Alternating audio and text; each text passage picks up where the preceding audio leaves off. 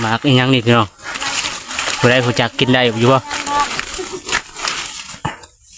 นี่หมากแดงๆพี่น้องเห็นเนาะฮะจ้าเนี่ยจ้าก็เอาของเลย จ้า ไปเอามาขับรถกันเฮ็ดแล้ว มาโดนจามพัน กินบ่ได้เนาะพี่น้องเนาะ มาโดน ถ้าแม่นเบิ่งท่าเลยคือสิกินได้พี่น้องแดงๆนี่เนาะ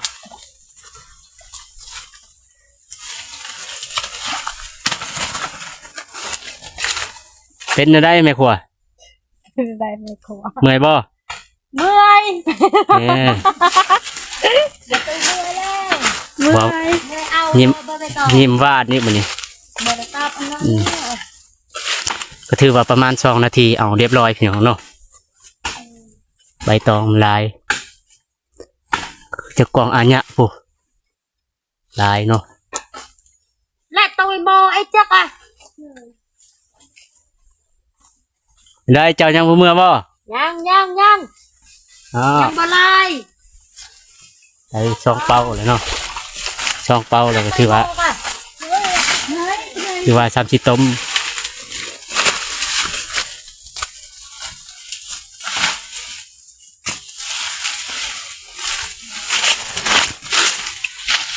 เอาเมตู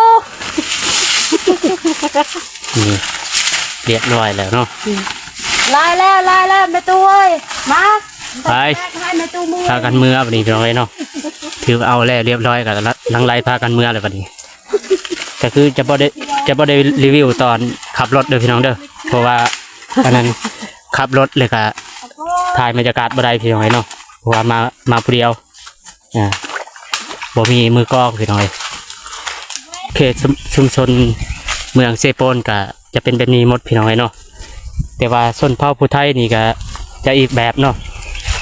หรือว่าแบบเดียวเลยก็มีเนาะก็สุดท้ายแล้วมันจะแบบเดียวนี่เลยพี่น้องเอ้ยเนาะ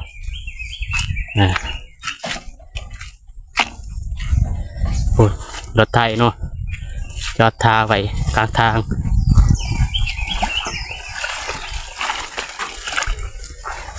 ทางไหลพากันเมื่อเลยพี่น้องเอ้ยเนาะคือว่าได้ลายเลยใบตองเลย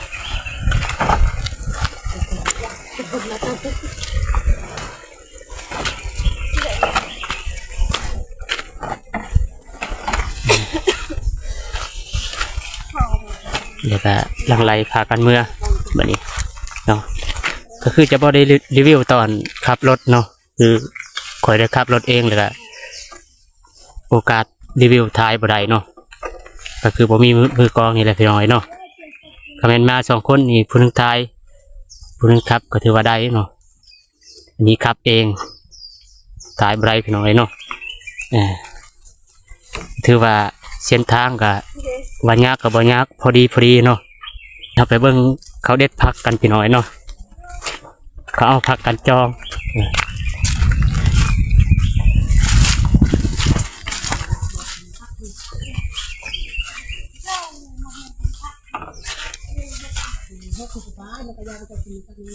โอ้ยสิไปได้อยู่บ่เนาะมีแต่ขี้ต้มหมดเดี๋ยวไปเฮ็ดหยังพักสิ แกนกำลังหุ้ง นี่แกมแบบมักฮุ้งเนาะก็คือจะตำมักฮุ้งพี่น้อยเนาะเด็ดพักที่แกมก็ถือว่าสุดยอดเลย จะบ่เคยกินบ่จะบ่เคยแกนบ่ สี่เลยพี่น้อยเนาะแล้วก็เอาเป็นจักซี่เลยพี่น้อยเนาะก็คือบ่ได้มีโอกาสรีวิวให้ FC เบิ่งเนาะก็คือ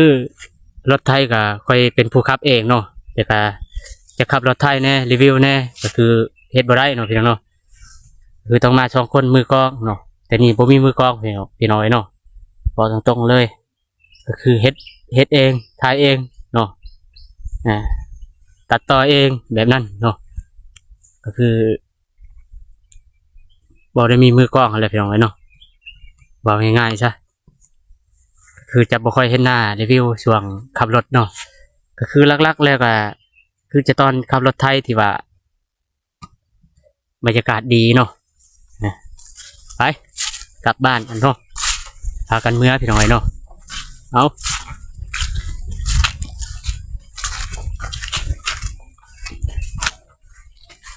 แล้วละบัดนี้เบิ่งบรรยากาศพี่น้อยสวยงามเนาะสุดสวยเขียวงามดีแต่ถือว่ายังเป็นธรรมชาติอยู่เขตในจุดนี้เนาะก็ถือว่าเขาบ่ได้เฮ็ดหอกเฮ็ดไห่เนาะก็จะเป็นป่าเป็นดงไว้นี่ก็ถือว่ายัง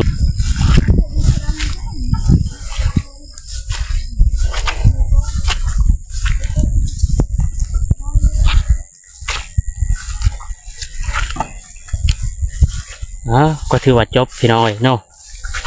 นี่กำลังเมื่อกลับบ้านพี่น้อย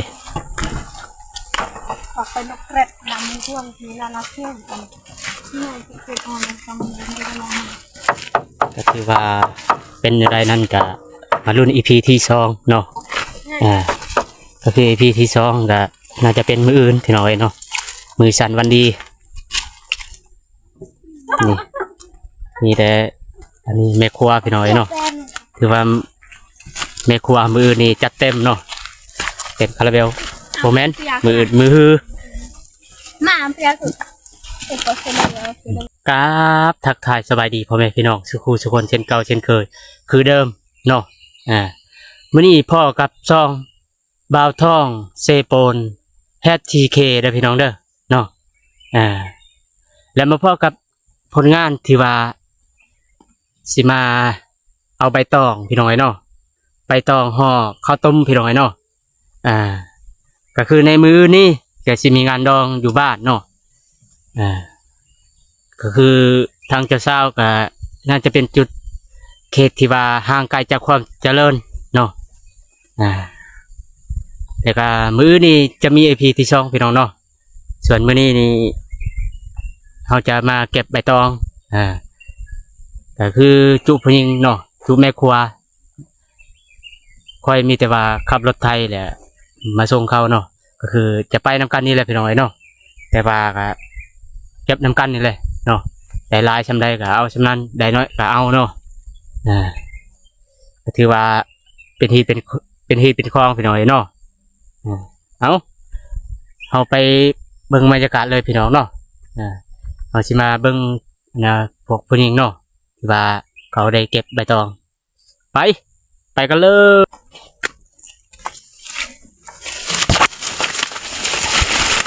นี่พี่น้องเลยเป็นง่ายกว่าสิไปได้เนาะเส้นทางนี่พี่น้องเลยเนาะไปได้อยู่บ่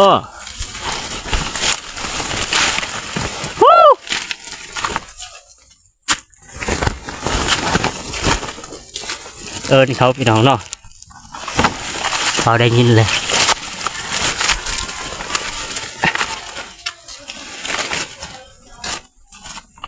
โอ้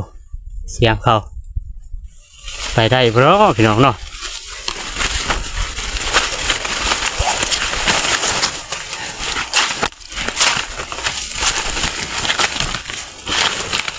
โอ้ใส่กับนี่คักพี่น้อยเนาะใส่กับนี่ได้กินโลดนูไว้นี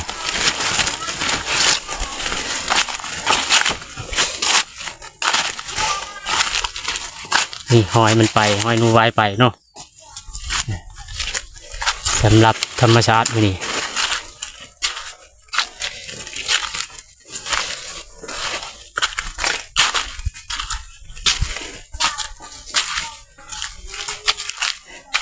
ได้ยินแล้วเสียงเขาเบาเนาะเสียงจูบผู้หญิงเนาะพี่น้องเนาะ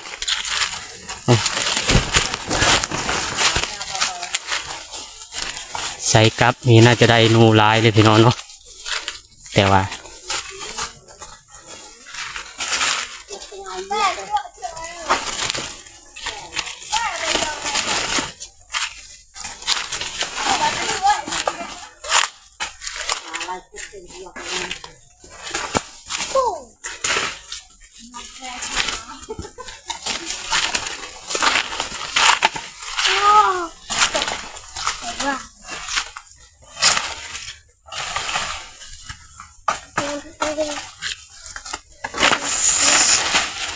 สำหรับทีมงานบ้านน้องกบนี่เด้อพี่น้องเด้อนี่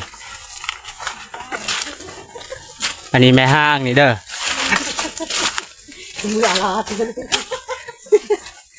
แม่ห้างขึ้นไม้พี่น้องไอ้เนาะ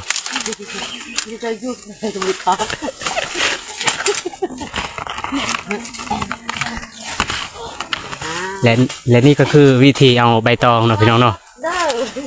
ก็ถือว่าเฮ็ดตามฮีตตามคลอง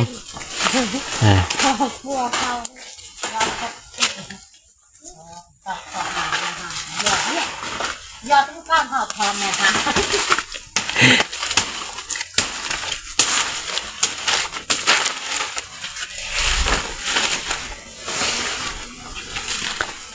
ก็ถือว่ามืออื่นรุ่นพี่น้องไอ้เนาะทางบ้านเจ้าสาวเป็นเขตที่ห่างไกลจากความเจริญเนาะก็ถือว่าบ้านนอกอะไรพี่น้อย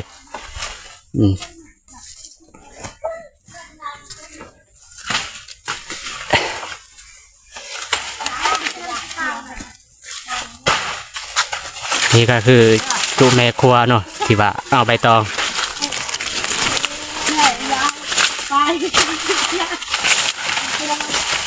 มี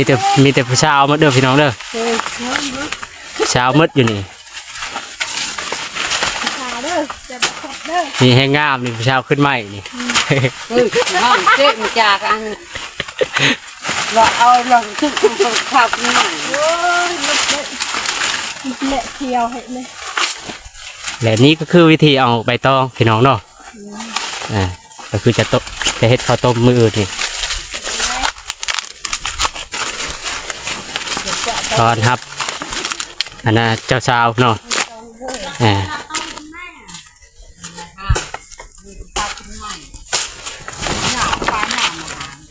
นี่มากับร้านนี่มี2 คนเฮาเนาะมีแต่คนขี้คร้านอีกน้อยเนาะเดี๋ยวบ่าวทองจีเก็บใบตองคือกันเด้อพี่น้องเด้อสิมาให้เบิ่งบรรยากาศเนาะตองเด้อ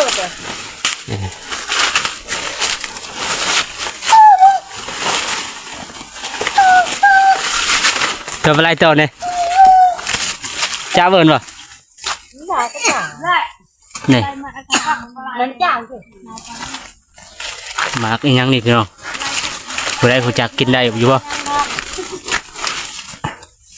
นี่หมากแดงๆพี่น้องเห็นเนาะฮะจ้าเนี่ยจ้าก็เอาทองเลยจ้าไปเอามาขับรถคนเฮ็ดแล้วมาโดนจามพันกินบ่ได้เนาะพี่น้องเนาะถ้าเป็นเบื้องท่าเลยคือสิกินได้พี่น้องแดงๆอีกเนาะ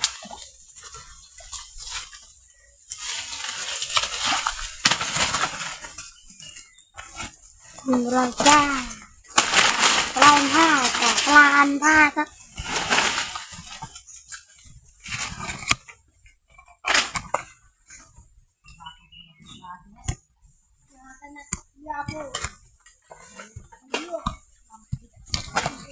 ตายเลยทำอันนี้แล้วเป็นพวกแพร่เราเนาะ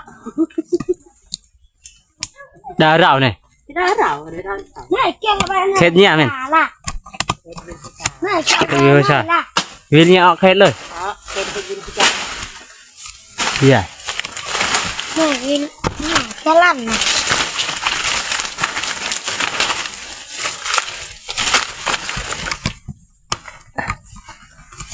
รักเจ้ารักความรักหนังหนังค่ะ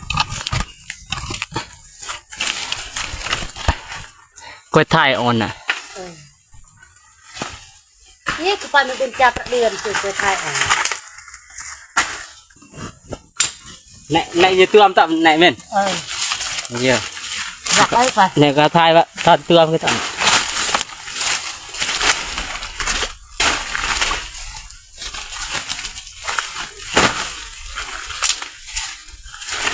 เรียนก็น่ะน้องอมเลยบนพุทธีเลย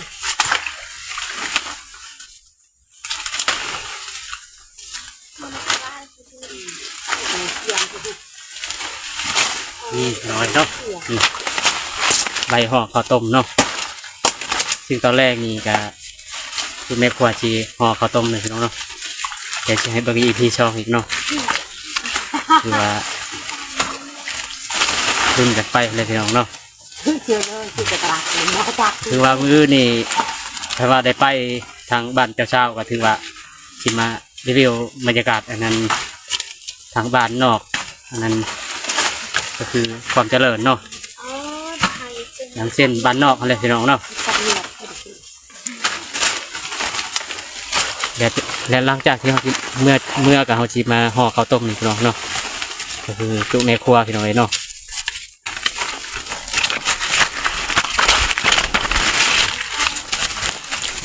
ก็คือเป็นแท็กซี่และใบมันพี่น้องนี่เนาะนี่ร้ายพี่น้องเนาะนี่เบิ่งนี่เขากำลังเอาเนาะ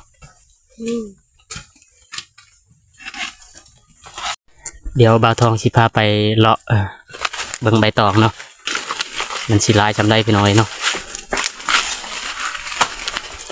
นี่มีแต่ใบมันนี่เนาะลายพอสมควรพี่น้อย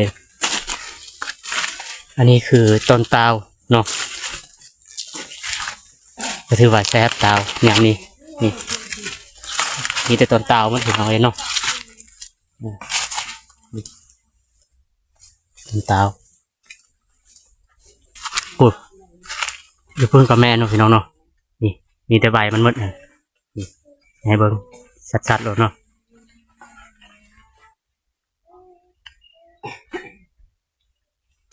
ถือว่าร้ายพี่น้อยนี่แมนมืดนี่มีเถิงพวกนี่แมนมืดพี่น้อยเนาะหลายเติบถือว่าเอาแป๊บเดียวก็ได้ลายแล้วเนาะ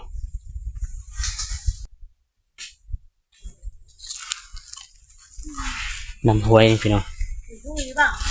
ห้วยที่มีปลาหรือบ่มีปลาเนาะเบิ่งช่องเลยคือที่บ่มีปลาเงียบใส่ม้อย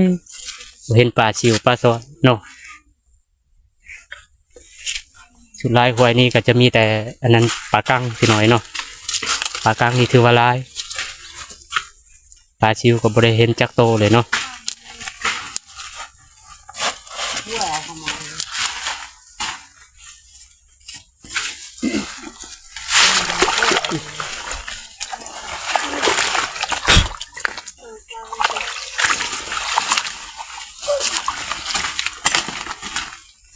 ช่วยเจ้าเบีย จะช่วยตะลุกลอยตำมัน นั่งกินมา นี่ใบตองเนาะได้เครื่องเป่าเลยพี่น้อยนี่ได้เครื่องเป่าเลยเนาะ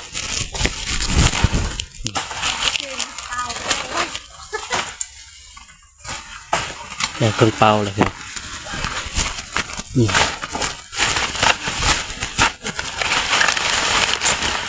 นี่เนาะหลายเลย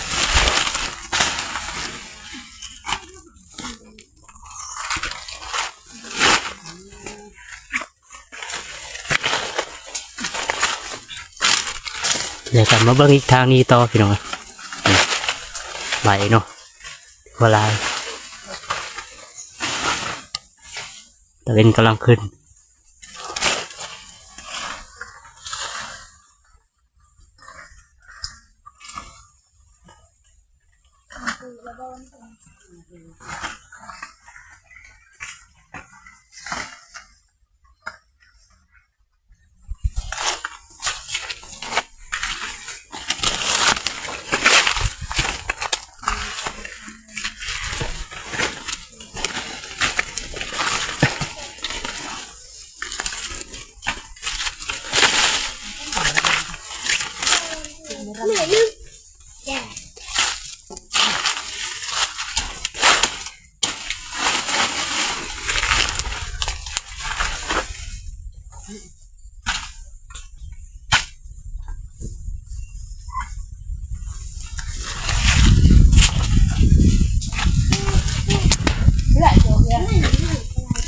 เดี๋ยวเราจะ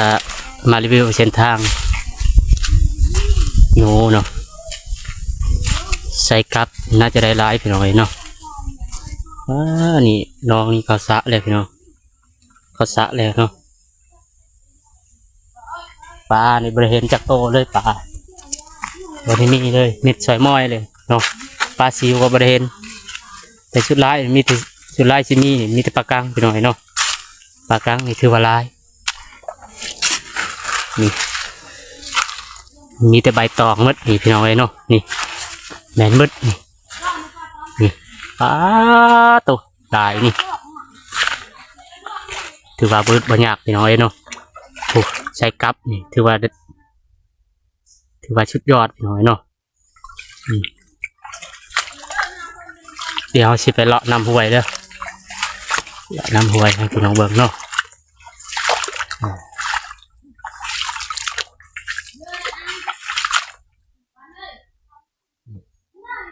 มีแต่ใบตองหมดเนาะถือว่าหลายพี่น้องเอ้ยเนาะถือว่าอยากได้หลาย4-5 เป้าก็มีเบิดพี่น้องเอ้ยเนาะถือว่า4-5 เป้าก็ได้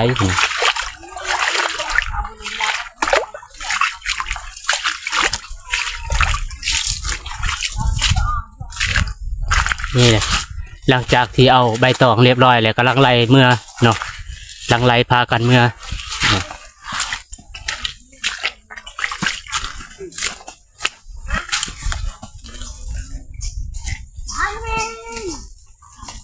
เอาเสร็จเรียบร้อยเลยครับหลังไล่พากันเมื่อพี่น้อยเนาะก็ถือว่า2-3 นาทีเรียบร้อยเนาะ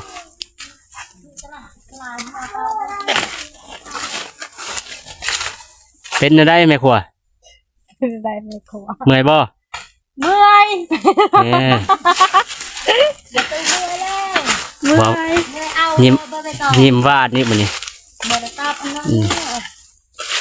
ก็ถือว่าประมาณ2 นาทีเอาเรียบร้อยพี่น้องเนาะใบตองลาย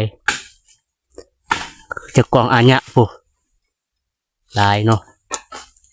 และตัวโบไอ้จักอ่ะ ได้เจ้ายังบ่เมื่อบ่ ยังอ๋อ ยังบ่ลาย ได้2 เป้าเลยเนาะ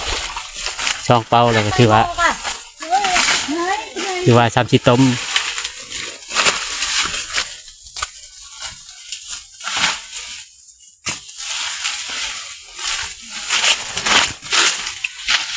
เอาแม่ตู นี่เรียบร้อยแล้วเนาะ ลายแล้วแม่ตูเอ้ยมา ไป ให้แม่ตูมือ พากันเมื่อวันนี้พี่น้องเนาะถือเอาแล้วเรียบร้อยกันแล้วหลังไล่พากันเมื่อเลยวันนี้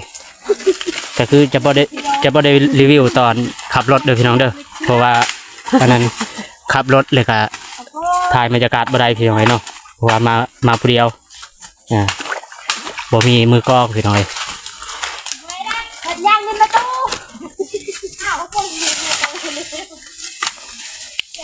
พากันเมื่อเลยวันนี้พี่น้อง แม่ตูในแผ่นละฟองเกลือ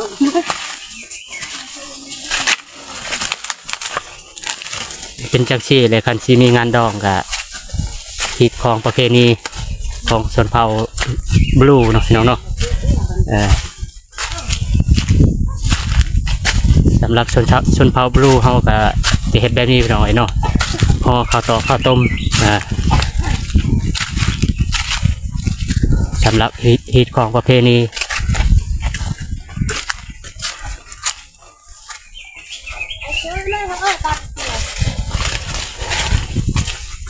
สำ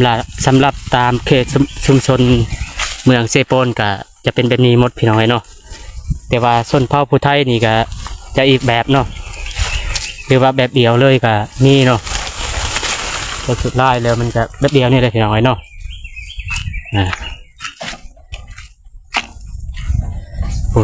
รถไทยเนาะจอดทาไว้กลางทาง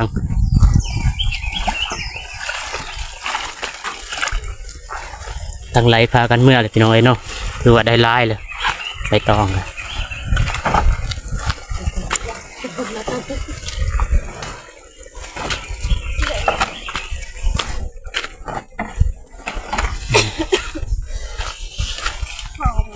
เดี๋ยวก็หลังไหลพากันเมื่อแบบนี้เนาะก็คือจะพอได้รีวิวตอนขับรถเนาะคือคอยได้ขับรถเองเลยก็โอกาสรีวิวท้ายบ่ได้เนาะ ก็คือบ่มีมือกองนี่แหละพี่น้องเนาะคอมเมนต์มา2คนนี่ผู้หนึงทายผู้หนึงขับก็ถือว่าได้เนาะอันนี้ขับเองทายบ่ได้พี่น้องเนาะถือว่าเส้นทางก็ว่ายากก็บ่ยากพอดีเนาะนี่ก็น่าจะเป็นคันนาแต่เก่านี่พี่น้องเนาะ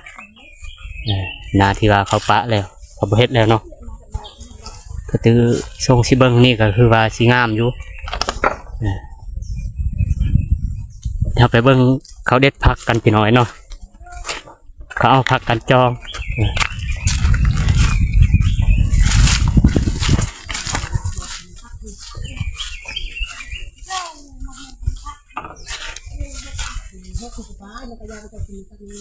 โอ้ยสิไปได้อยู่บ่เนาะมีแต่ขี้ต้มหมดเดี๋ยวไปเฮ็ดหยังพักสิ แกนกับมังคุง นี่แกมกับมักฮุ้งเนาะก็คือจะตำมักฮุ้งพี่น้อยเนาะเฮ็ดพักที่แกมก็ถือว่าสุดยอดเลย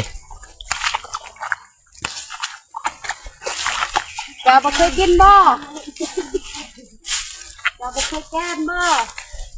สี่เลยพี่น้องเนาะโอ้นี่อันในตามเฉลยคันตานี่อันในอ๋อเลย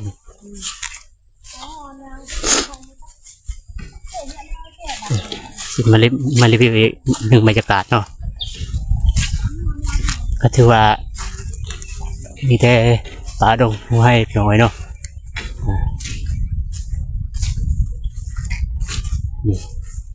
นี่ก็คือน้ำห้วยน่าจะไหลมาทางเทิงกันนะมันนั่นเลยพี่น้อยเนาะธรรมชาติเนาะถือว่าธรรมชาติถือว่าสวยงาม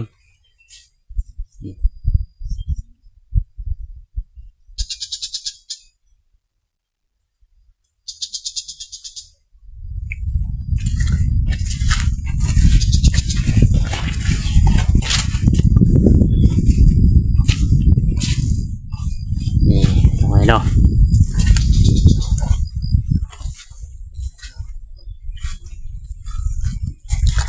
แล้วก็เอาเป็นแท็กซี่เลยพี่น้อยเนาะก็คือบ่ได้มีโอกาสรีวิวให้ FC เบิ่งเนาะก็คือรถไทยก็ค่อยเป็นผู้ขับเองเนาะแต่ก็จะขับรถไทยแน่รีวิวแน่ก็คือเฮ็ดบ่ได้เนาะพี่น้องเนาะคือต้องมา2คนมือกลองเนาะแต่นี่บ่มีมือกลองพี่น้อยเนาะบอกตรงๆเลยก็คือเฮ็ดเองถ่ายเองเนาะตัดต่อเองแบบนั้นเนาะก็คือบอกได้มีมือกล้องอะไรพี่น้องไว้เนาะบอกง่ายๆใช่คือจะบ่ค่อยเห็นหน้ารีวิวช่วงขับรถเนาะก็คือลักๆแล้วก็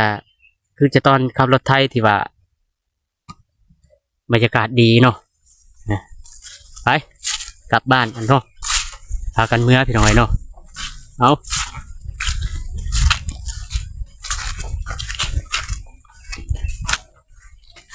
แล้วละบัดนี้เบิ่งบรรยากาศพี่น้อย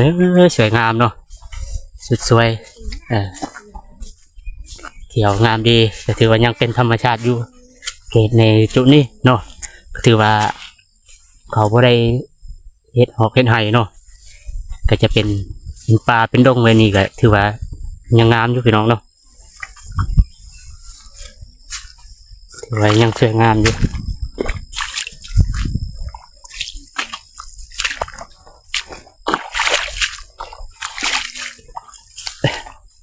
เรื่องปลาเนี่ยบ่ได้เห็นจักโตเลยพี่น้องเนาะบ่ได้มีปลาจักโตเลย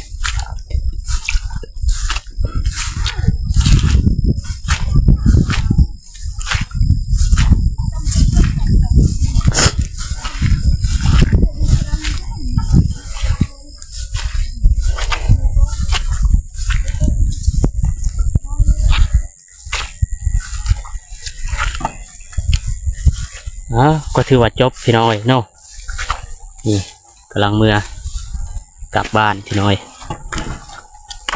ออกไปนกแกร็ดนำช่วงทีละนักเที่ยวกันที่ไหนที่เคยออนในฟังเลยไม่ได้ลองก็ถือว่าเป็นอะไรนั่นก็มารุ่น EP ที่2เนาะก็ ก็คือ EP ที่สองก็น่าจะเป็นมืออื่นพี่น้อยเนาะมือสันวันดีนี่มีแต่อันนี้แม่ครัวพี่น้อยเนาะถือว่าแม่ครัวมืออื่นนี่จัดเต็มเนาะเต็มคาราเบลโมเมนต์มืออื่นมือฮือ มาเปียสุดเอกก็เสนอแล้วคือได้ไง เอาจบคลิปพี่น้อยเนาะ